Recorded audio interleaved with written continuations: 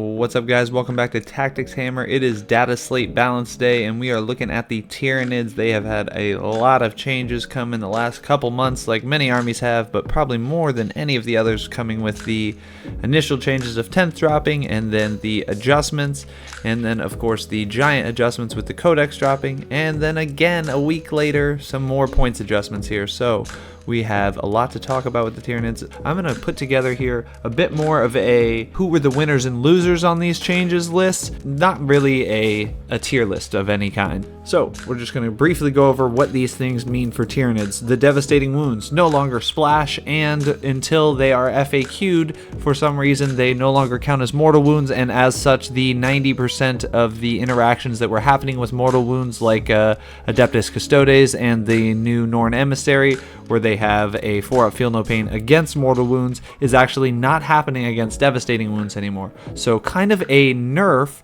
to the defense against devastating wounds for single models, but a big nerf to the actual devastating wounds damage, because it does not splash anymore. So things like the Wraith Knights are no longer able to, destroy small squads as well as big ones. So definitely a great change. So modifying a stratagem CP cost, this one, first we'll call this one the Devastating Wounds one, because there is no splash and our only Devastating Wounds are Genestealers, which do 1 wound anyways and can't splash and are already nerfed to shit from other nerfs. We'll call the Devastating Wounds rule as a big win for the Nids as a whole.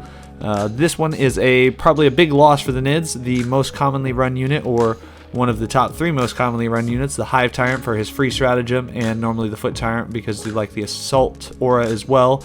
The free stratagem is now limited to just battle tactic stratagems, so it depends on the detachment you are choosing, and that will definitely limit what you can do within that detachment. And then of course you can no longer do the Overwatch with it. It is considered a strategic ploy. You can still do the reroll, is basically reroll and go to ground are the core stratagems that you'll be able to use for free with the Hive Tyrant.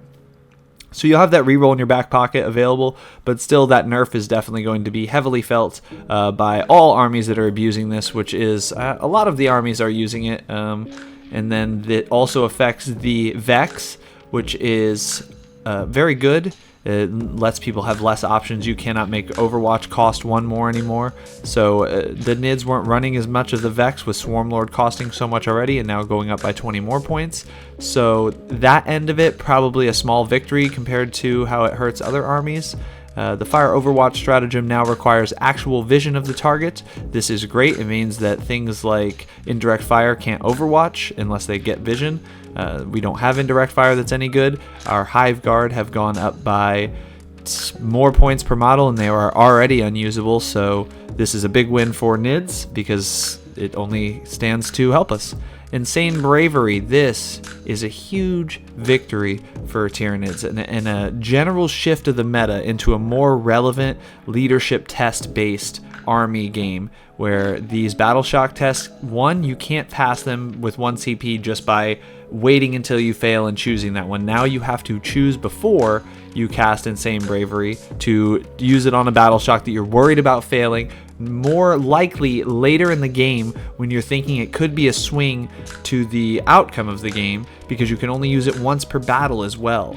So very, very, very limited in how you can use Insane Bravery now, and these other ways that Nids have of causing battle shocks that aren't Shadow in the Warp now just become so much more relevant, and all the other things we have to interact with the battle shocks once they've happened.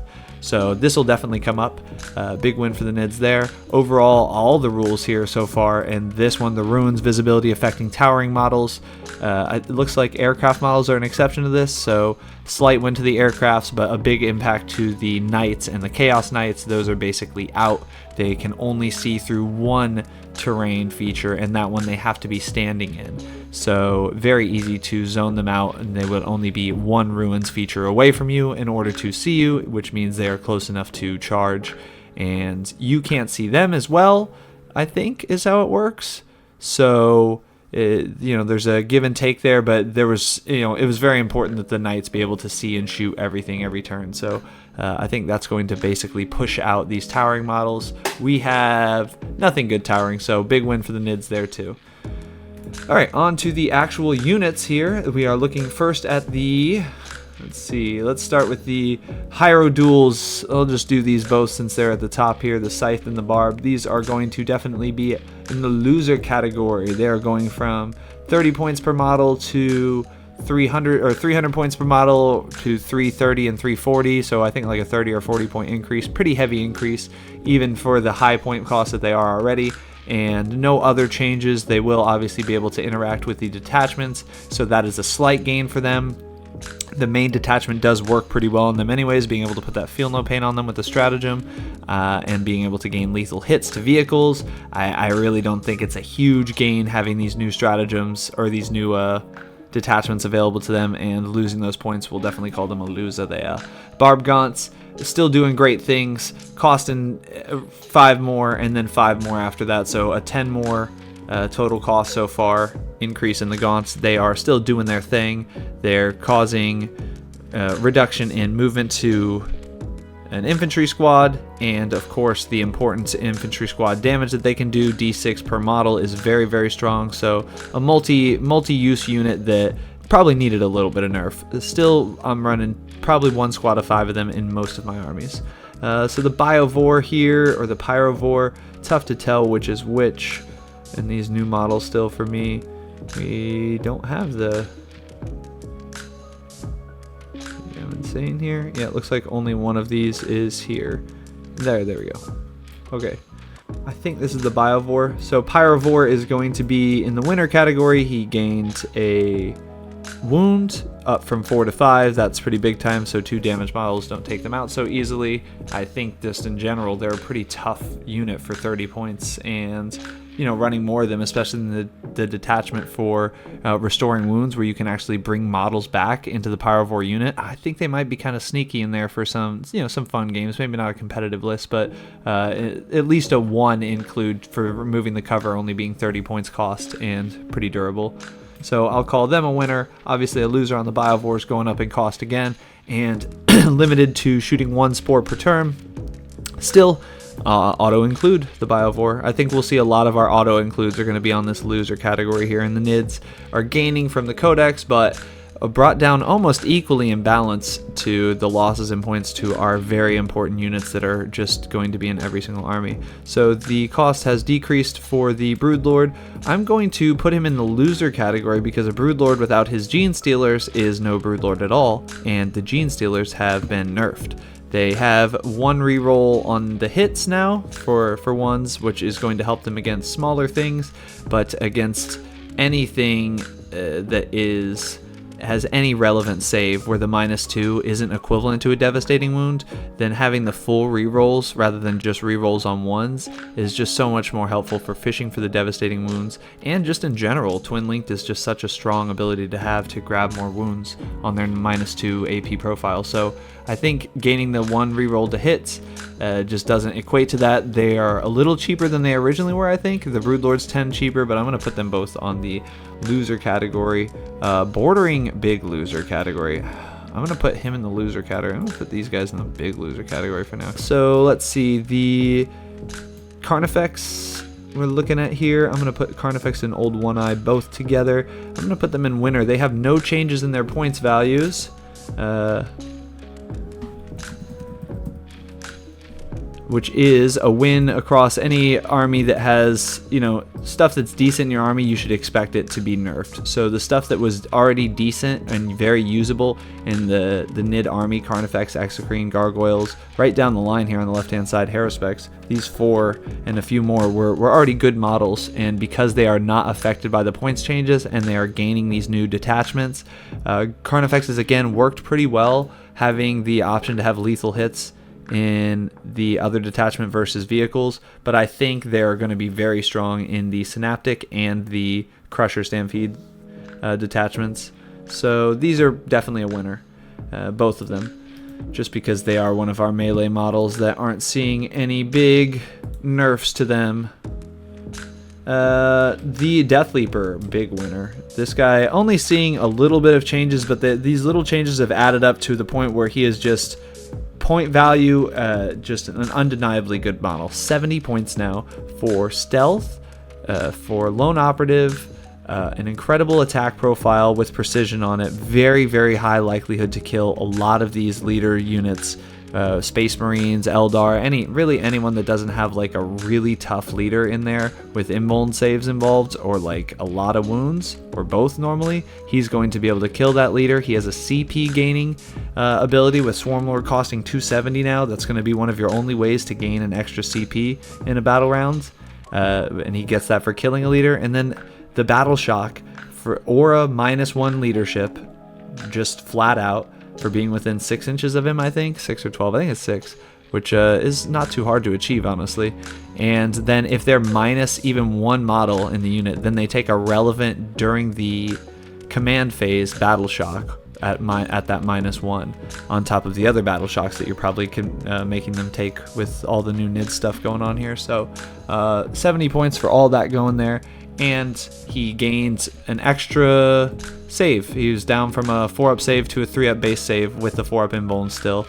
So they took away the Lictor's invuln and dropped his points. I'd call that a loser, but for the Deathleaper, dropping in points, keeping the invuln, gaining these other detachments. So many wins here for him. I gotta put him in the big winner category. We'll call the Exocrine a winner as well, gaining some detachments. I don't think a lot of the detachments work great for the Exocrine.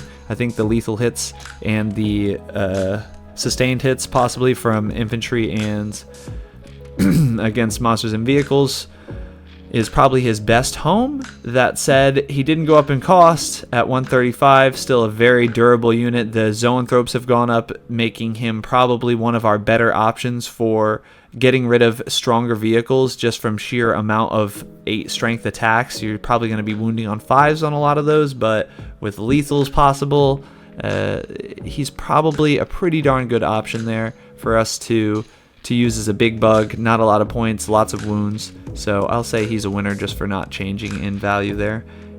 Gargoyles, these aren't changing in cost. I'll leave them at winner probably. They were already good. They gained the detachments, which some swarm bonuses there, and just generally at 75 points being able to basically 3-inch deep strike with 2 OC on each model is very, very strong. They have no ability to kill anything, but you know, at 75 points, you'd think that they'd have gone up in cost just because they're such an auto include. So they didn't, and I'm calling them a winner. Losers here for the I'll call them no change, right? These were already pretty much unplayable. The spore change doesn't really affect them because you weren't really running them anyways, but kind of worse because you seed the spore with the Biovore and then you can't seed a spore with the Harpy anymore. But both of them, aircraft rules are just suffering a little bit right now, and they I think they went up in cost too, so strange. Maybe down a little, I don't know, barely affected, so I'm going to put them as no change. Harridan, he went way down in points, and he has big guns, so we'll call him a winner, but we're not going to talk too much on him. We'll see how it shakes out, but he won technically. Harrowspecs, definitely a winner. A lot of these no invuln save monsters that we had that were pretty tough as far as toughness and wounds go, but struggled a lot with having the 3-up base save and no invuln save, being that they would land or get into a relevant position, and right when the enemy decided to shoot them, it doesn't matter that they're in combat, they're monsters, and you know, like an Eldar would just aim one fire prism at them and remove them from the board, which felt bad. It stinks to plan out a good play, put out a big monster in a dangerous spot, and just have him be evaporated. So I think, being that they stayed at the low cost that they are with all these other, they were sort of in a relevant cost. They're low compared to other monsters, but they don't have the invuln save. And now gaining these other detachments, with the Synaptic detachment, you can give them invuln saves. With the Crusher Stampede, you can give them increased damage, and you could go for something like a super wide big monster models, you know, nothing with invuln saves, just lots and lots of wounds. So I think there's a lot of places for the Harrowspecs right now. And I'd say the same for like the Trygon and the Malik, which are about the same concept. They stayed at the same points cost. They have utility. They have a pretty good defensive profile. I'd say the Harrowspecs is probably slightly better than both of them just because of how cheap he is. But these guys are just different. You know, they give you the deep strike, but all three were kind of very worried about getting pulled out in one turn. So it's nice that they stayed at around the same cost and gained the detachments there. Biohierophant. No change. Hive Guard, losers somehow. They were already bad. They've gone up in cost. The devastating or the indirect fire, so they can't Overwatch without vision anymore. So I'd like to say they had no change because they weren't usable, but they're even less usable somehow. The Hive Tyrants, the Walking Tyrants. He's gone up in cost a couple times. I think he was originally 220, so we're up to 15 total increase from the beginning. The Winged Hive Tyrant and the regular Hive Tyrant have basically been singled out for their abilities to give the free stratagems. I think it's weird that they are doing a lot of these nerfs from two different sides, where they could just target the stratagem, and generally all these units that are being abused for the free stratagems, they were already costed based on having that ability. And now that we've seen that the ability is a bit abusive, we've toned it back, right? But then why are we affecting the points cost of these as well by paying for it? So, oh, this is the Swarmlord here. So we'll put the Hive Tyrant into loser here, and the Swarmlord is interesting. The Swarmlord is a loser in everyone's book, right? We've gone down 270 points from a 250 point model. The Vex is less useful. You would think at him going up in points cost and those changes happening that it would be a loss for him, but he actually had no place before over the Hive Tyrant. The free stratagems coming up every single turn and having the wide variety of pretty much every stratagem in the game available to you to use, and a lot of them being 2 CP that you're using for free, that if you were including the Hive Tyrant, then you wouldn't even consider the Swarmlord. The only way you consider him is on both of them. But now we have something interesting. We have a swarm list that requires you to respawn a unit that can't be targeted by the Hive Tyrant stratagem. The Hive Tyrant can't survive in that swarm list anyways. He's not bringing much utility other than a couple free stratagems that you can get in there, and the most important stratagem is bringing a whole squad back right when it dies for 2 CP, and you can't do that for free with the Hive Tyrant because the squad is dead and therefore not within 12 inches. So the Swarmlord is the only guy that's left, and this guy is something you can rely on. 270 points for a 4-up invuln save, 10 wounds. Not a good profile. 2-up base save, not a good profile for that many points normally, but you just hide him in the base, you cast the Vex on something relevant over the course of a few turns, wait for them to do something that, you know, makes the most sense to Vex and increase the cost of CP. Generate that CP so that every turn, so every 2 turns you generate 6 total, which will allow you to bring back 3 squads every 2 turns. And I think maybe both of them would be relevant in the swarm list, but only with Swarmlord first in this one. So I'm going to actually put the Swarmlord up here at a winner because he is able to help out that swarm list and finds himself in the only relevant list that he was in. I don't think there were any lists that included him. Hormagaunts, Termagaunts. Where are these Termagaunts at? Okay, the Hormagaunts went down 5 points in cost. I'd say that's an obvious win there for them. They gained their swarm list. The new gun profiles, so they now have access to the devastating wounds, which will be great. Definitely a win there for Termagaunts gaining those shots, and just the swarm list. The Neurogaunts, just I'll call them the same, right? They're still 45 points. They're still the same OC. The swarm list makes them slightly better, but I don't think you run that many of them just for synapse. That's all they're there for in the swarm list. Maleceptor up 5 points. I'm gonna call it no change there. Everything else in the game that is pretty good has gone up. It's kind of a win, honestly, to only lose 5 points on the best model of our big bugs, a 4-up invuln save, and all the other good stuff that comes with them with the shooting profile, decent melee profile, and huge benefit from the detachments, specifically the synaptic detachment. Neurolictor, we're going to affect this from the original announcement and it entering into the meta in general. So from the original announcement, it was going to be a huge winner. 45 points was the original cost, unbelievably cheap for causing battle shock, still having the Lictor ability, and when units are battle shocked, having this aura that just absolutely fucks them up. So that aura and all that stuff still stays the same. He's up now all the way to 65 points, still a winner for sure, and an auto include in many armies. So the Neuro Tyrant staying at the same cost, but gaining some nice benefits in the synaptic detachment and from the battle shocks changes. So we're gonna also throw him in the winner category. With the battle shock changes, I'm gonna throw the Neurolictor into the big. He's 65 points, but that's all they affected on him, and I just think in so many of these lists he's gonna be super impactful in. So we'll say that he was a big winner despite going up in points cost. Just for how much, just going into this meta, how much he's going to be useful, and I think he'll see another increase in his points very soon, the next time that they do a balance. The Neuros Tyrant, this guy, the same, big win from the changes, like I said, in these battle shocks, and he also gains from the Synaptic Enhancement the ability to gain -1 AP, an additional to his weapon, and another strength. Only usable on him. 10 points, not a bad enhancement there, so we'll call that a win for him. The Emissaries, they are brand new, coming out here for us, giving us some big monsters that have the ability to shoot and do melee, basically kind of at an equal level. One does like melee a little better, the other does shooting a little better at hitting big bugs, but like generally the Assimilator is a bit stronger at killing big things. The Emissary seems a bit more defensible with a 4-up and vuln save. I'm going to say that I need to see these guys in action because they're up in points cost. I've seen some people say they're pretty cold on them. The 15 OC seems perfect for the type of army we run, which is very based on, like, you know, getting these objectives and scoring these points. I'll put them at no change until we can see how these 300 points play out. Parasite and Mortrex went down in points cost by 10 points. Pretty cheap unit to be sticking an enhancement on. It's not a bad one for like the enhancements like Alien Cunning that are just made to reposition your units, or the enhancement for the Vanguard for repositioning, you know, stuff that is not gaining them any benefit and will otherwise be wasted on a more expensive character.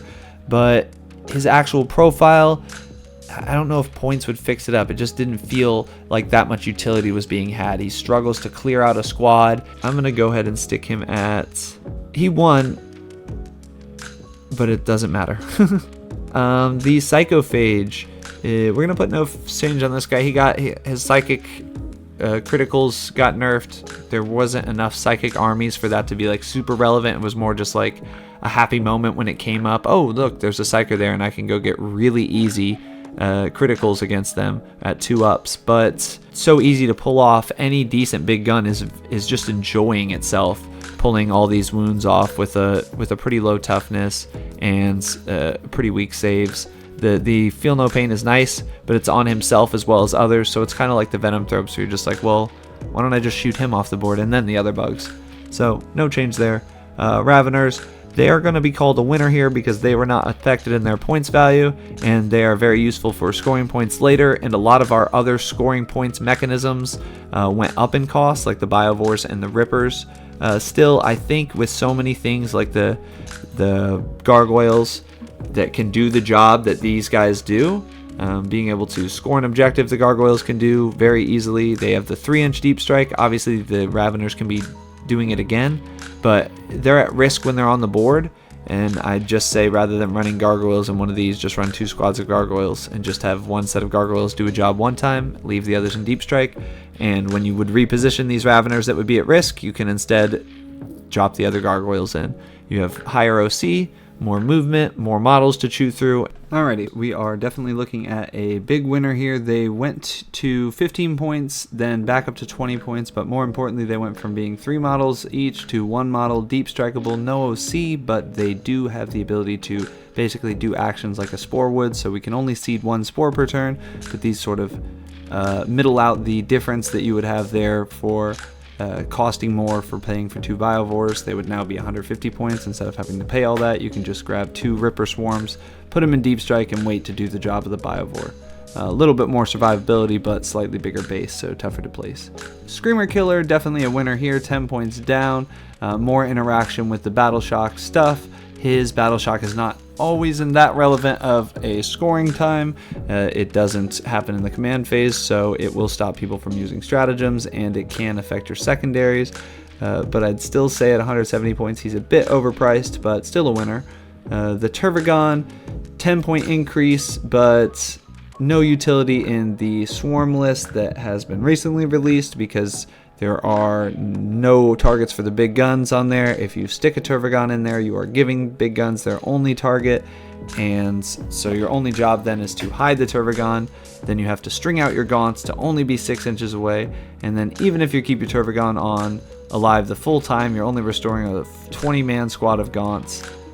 Just not worth it for 190 points, in my opinion. Some people like running it. If the Gaunts maybe respond in like a Necron phase, where like in the middle of being shot, suddenly you could respawn some and take a point with some weird, you know, stringing them out, but it just happens in your command phase. You need the squad to survive, so you're just better off letting them die and paying for a new one, right? Toxicrene, 20 points down, and I'm putting him in no change still. No invulnerable save, a 2-up anti-infantry on 6 strength. Why not just have 10 strength and just be rolling on 2s on infantry anyways? I don't get. So now your tank profile is weaker, less utility, still 180 points, way overpriced.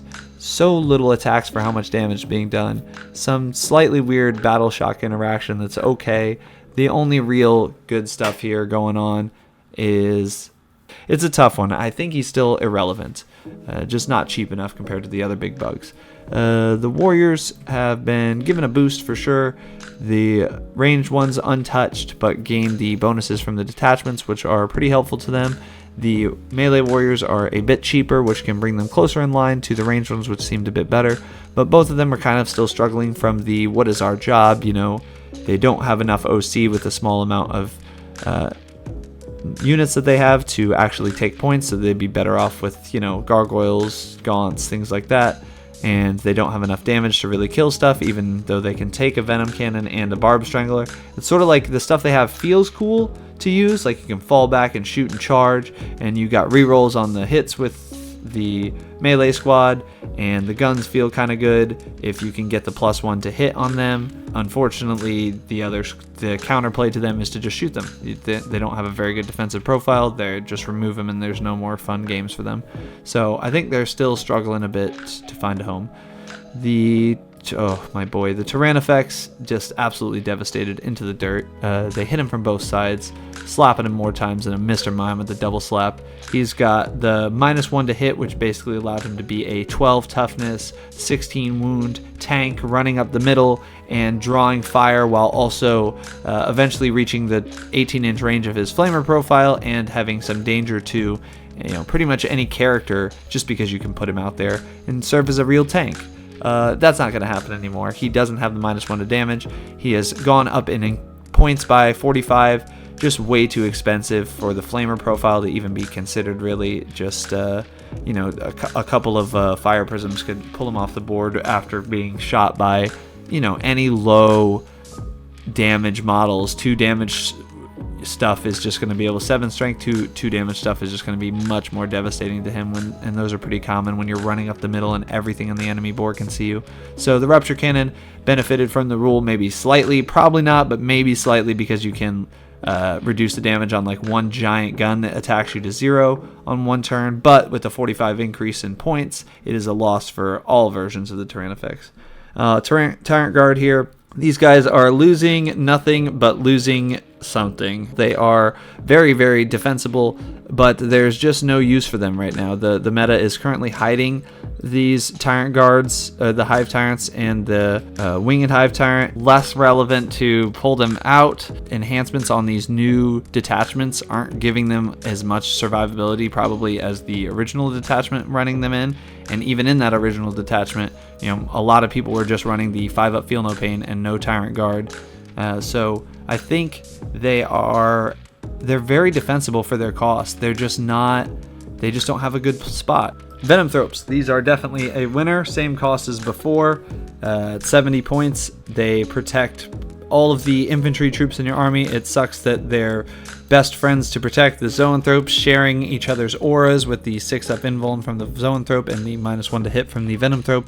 That will definitely be hurt by the Zoanthrope's cost going up, and they were you know, pretty much in every single Nid army. So I'd say for that reason the Venomthropes were hurt a little bit, but for every other purpose they are at the same cost, gaining detachments, helping the army out, helping a swarm list out.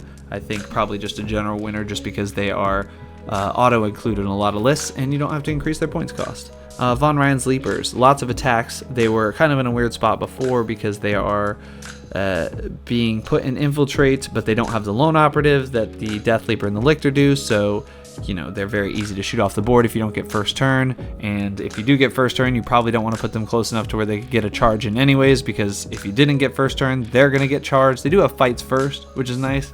They don't have the precision profile though, so for all those reasons, they just seem to make more sense in an army charging forward. So in the Vanguard, I love them. There, you set them up in Infiltrate, but a little further back than you normally would. Take a few squads of them and squads of other things going wide, like Genestealers and other high priority targets, all able to advance and charge and get into combat so quickly that I think it'll just be sort of overwhelming, and these guys will probably find themselves unshot in many games because they're just trying to pick the right target.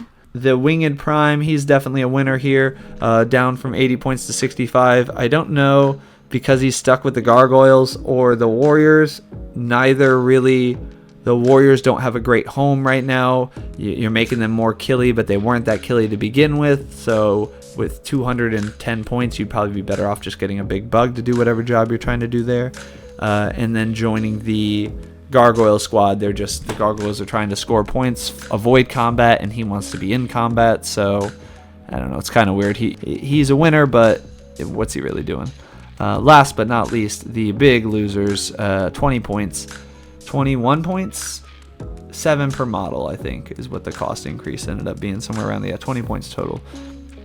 And just a big nerf for 3 of them to go up by 20, 6 of them to go up by 40, and pretty much every single Tyranid list was running at least 9 of them, so kind of a bit of an over nerf there for the Zoanthropes. They're still going to be played, but they're definitely going to be a lot less, and we're going to have to be leaning on some of our melee bugs to do the damage to these big vehicles, so we'll see how the Norns play out. Please like and subscribe for similar 40k content.